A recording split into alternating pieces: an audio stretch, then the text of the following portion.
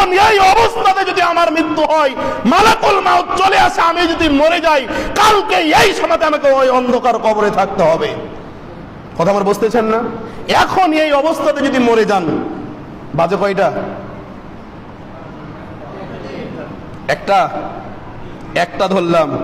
এই একটার সমাধি যদি আপনি মরে যান, কালকে একটা বাজবে কোথায়? আপনি এখন মরলে আপনার এলাকাবাসী কান্নাকাটি করবে, বন্ধু মাইকে এলান হয়ে যাবে, রাত 9টা হতে হতে তোমাকে কবরে রেখে চলে আসবে।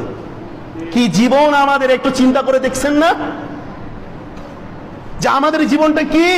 যে এখন যদি মারা যায়, এখন মসজিদে বসে আছি, এখন যদি মারা যায়, কালকে আমার উপরে বাসের ফালাটি থাকবে। এই সময়তে এতটুকু সময়ের আমাদের দাম নাই, আমাদের জীবনের মূল্য নাই। কিন্তু মানুষ উপলব্ধি করে না যে আমাকে ইসলাম সম্পর্কে জানতে হবে, তাওহীদের জ্ঞান আমার ভিতরে আমাকে নিতে হবে।